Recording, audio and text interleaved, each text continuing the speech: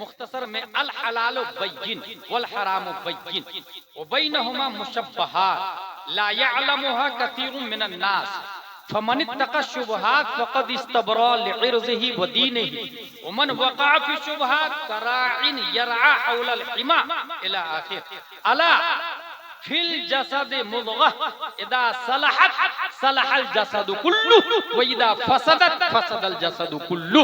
ये बुखारी शरीफ की हदीस आ गई। इसका क्या मतलब है? इस्लाम में हलाल भी क्लियर है और हराम भी क्लियर है। उसको मैं आसान लफ्जों में बताऊं, 5 डज है और 5 डजन है। इसको समझ ले तो इस्लाम समझ में आ जाएगा। 5 डज है, 5 डजन है। डज यानी करने की चीज, डजन यानी नहीं करने की चीज। डज में क्या है? सबसे ऊपर फर्ज, फिर वाजिब, फिर सुन्नत मुअक्कदा, फिर गैर मुअक्कदा, फिर मुस्तहब। ये करने की चीज 5 डजन है।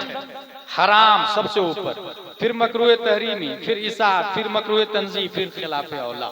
इसी को समझना है। इसमें यह भी ज़हन में रखे कि फर्ज को छोड़ा तो इधर आ जाएगा, हराम में आ जाएगा, और हराम से बचना इधर आ जाता है, फर्ज में आ जाता है।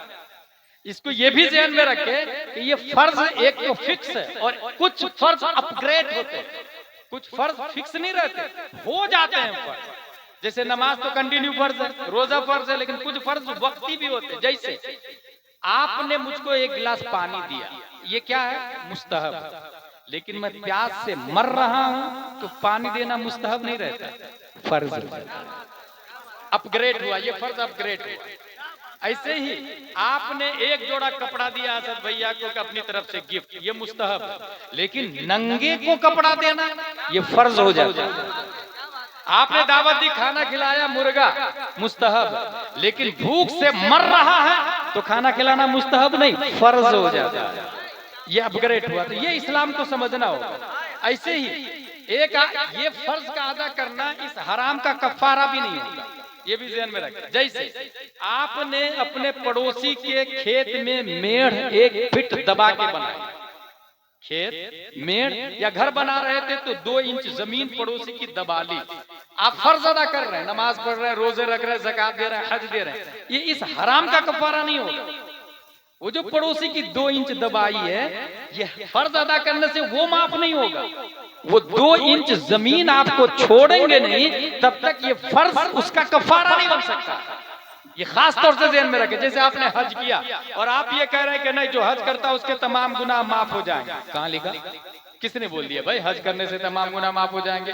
वो जो 2 इंच जमीन पड़ोसी की ली है, वो 2 इंच वापस करना होगा, वो लौटाना होगा। इसी तरीके से उसको और आसान लफ्जों में अगर मैं बताऊं तो वो ये है कि आप अपने हाथ में गोबर रखे हुए, अपने हाथ में गोबर रखे हुए, सारे लोग खड़े हो जाएं। हुजूर उस्तादुल उलमा तशरीफ ला चुके। सुभान अल्लाह, सुभान अल्लाह। सब लोग खड़े हो जाएं और करीब आ जाएं। इधर से कुर्सी वाले भी कुर्सी लेके करीब आ जाएं। उस्तादुल उलमा हजरत अल्लामा कारी सिद्दीक आलम साहब किबला शेख साबिक शेखुल हदीस जामिया फारूकिया बनारस तशरीफ ला चुके। आइए करीब आइए, सब कुर्सी लेके। गेट के पास जो वो लोग भी आ जाएं। दौलत भाई भी जल्दी आ जाएं। दस्तारबंदी का मंजर आपको मुलाजा करना। एक बार नारा लगा ले, नारे तकबीर, नारे रिसालत, नारे रिसालत।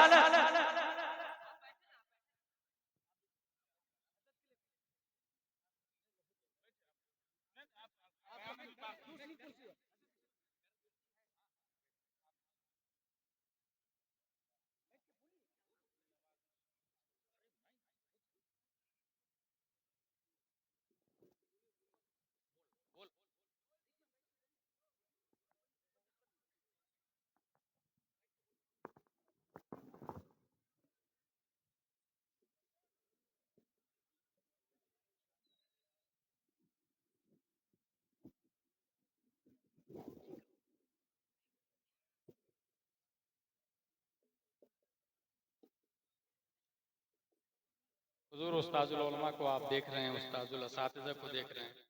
एक स्कूल में और मदरसा में एक बुनियादी फर्क होता है। अगर आप कॉन्वेंट में, सेंट पायस में, सेंट जोसेफ में, लिटिल फ्लावर में चले जाएं तो उसका स्टूडेंट अगर MABS और MD बन जाता है तो अपने टीचर से भी फीस लेने में परहेज नहीं करता है। अदब और रिस्पेक्ट का ये सिस्टम हुजूर सल्लल्लाहु ताला अलैहि वसल्लम के निज़ाम ने हमें दिया है। मैंने खुद देखा कि हुजूर मुहद्दिस कबीर हुजूर ताजुश शरीयह की दस्तबोसी करते हैं, बल्कि हुजूर कायद मिल्लत की भी दस्तबोसी करते हैं। तो ये अदब का जो मामला होता है ये अपने में ज्यादा है कि एक शागिर्द अपने उस्ताद की कदर करता और एक शागिर्द अपने दोस्त के उस्ताद की भी कदर करता है। कहीं ना कहीं ये हमारे दोस्तों के भी उस्ताद हैं, हमने अगरचे नहीं पढ़ा मगर हमारे ये नादिर जमाली हमारे दोस्त है, उनके ये उस्ताद है तो हमारे भी उस्ताद हुए, ये हजरत के उस्ताद है तो हमारे भी उस्ताद हुए। अल्लाह तबारक व तआला इन बुजुर्गों का साया हम लोगों पर दराज फरमाए। मैं ये कह रहा था 5 डज है, 5 डजन। अल हलाल बय्यिन वल हराम बय्यिन व बैनहुमा मुशब्बहात का लफ्ज़ बुखारी शरीफ के अंदर आया। तो ये जो फर्ज आप अदा करेंगे तो ये हराम का कफारा नहीं होगा। इसमें 2 तरह के, एक वो है जिसका ताल्लुक डायरेक्ट अल्लाह से है, बंदा बीच में नहीं है, और एक वो जिसमें बीच में बंदा दाता है। तो वो बंदे का हक है, अगर बंदे का हक है तो आपको बंदे से माफी मांगनी होगी। जैसे कोई साहब ये बोले कि नहीं मैं उम्रा करता हूँ, हज करता हूँ, नमाज रोजे ज़कात सब अदा करता हूँ, तो अब अगरचे मैंने 2 इंच जमीन पड़ोसी की ली है मगर हर साल उम्रा कर रहा हूँ ना, 11 देग 11वीं शरीफ में लंगर भी खिला रहा, मेरा अरीजा ये है 11 देग ने 11,000 देग भी खिलाए, वो जो 2 इंच जमीन है उसका कफारा नहीं होने वाला। वैसे भी 11 देग मुस्तहब में दाखिल होता है। जब फर्ज हराम का कफारा नहीं अदा कर सकता तो मुस्तहब के अंदर इतनी कैपेसिटी कहां से आ जाएगी? ये हमारे उलमा किराम जानते हैं। तो इसके लिए क्या करना, मैंने मिसाल दी आपको कि हाथ में गोबर रख के आप नहाए, 10-15 दिन समंदर में डुबकी लगाए, आप पाक नहीं होंगे, गोबर छोड़ना पड़ेगा। जैसे कुआं में अगर बकरी मर गई, कुआं में बकरी मर गई, फट गई, अब कुआं का पानी निकालेंगे, कुआं पाक नहीं होगा, बकरी को निकालना पड़ेगा। कुत्ता मर गया, फट गया, अब कुआं का पूरा पानी निकाल रहा है, कुआं पाक नहीं होगा, कुत्ते को निकालना पड़ेगा। तो ये जो दिल में 2 इंच है मिसले कुत्ता है, पहले वो लौटाना पड़ेगा, फिर उम्रा करे, खाने काबा का तवाफ करे, मताफ में गुंबद खजरा की ज़ियारत करे, तब अंदर से आवाज आएगी मंज़ारा कब्री वजबत लहू शफाअत। ये अपना इस्लाम, ये अपना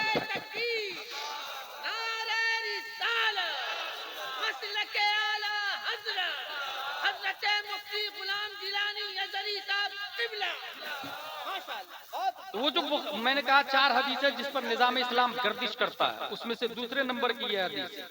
डज भी क्लियर है, डजंट भी क्लियर है, बीच में जो मुशब्बहात है उससे परहेज करना है। जैसे आपको डाउटफुल कोई चीज मिल गई, अब ये किसका है किसका नहीं है और आपने खा लिया, गया खा, उससे बचना है। इस सिलसिले में मैं एक मिसाल देता हूं। आपने फुजैल बिन अयाज का नाम सुना होगा। फुजैल बिन अयाज ने कुरान शरीफ की एक आयत सुनी तो उन्होंने तौबा कर लिया। तौबा करने के बाद उन्होंने कहा कि ये मेरे गुनाहों का कफारा कैसे होगा, मैं तो बहुत बड़ा डाकू हूं। तो कहा कि आप अल्लाह तबारक व तआला है माफ करने वाला, लेकिन जितने का माल जो आपने लिया वो लौटाना पड़ेगा। तो जिन जिन का माल याद था, ये फुला का, ये फुला का, ये फुला का, सब लौटाने लगे।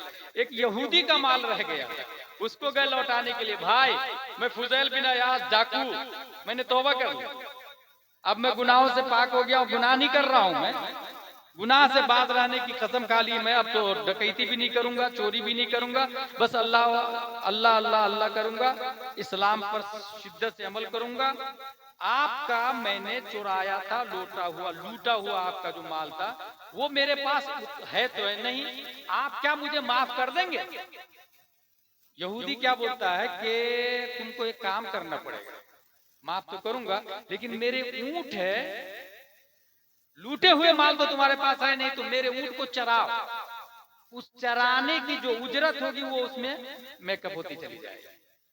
जिसको अल्लाह की तरफ जाना हो तो वो सच्ची दिल से तौबा करे ना, तो वो हर मशक्कत भरी चीजों को एक्सेप्ट करने के लिए तैयार होता है। ऐसे ही जैसे आपने गौसे आजम के बारे में सुना हो, गौसे आजम के वालिद साहब ने जब एप्पल खाया था तो माफी की शर्त ये रखी गई थी कि लंगड़ी लूल्ही लड़की से शादी कर।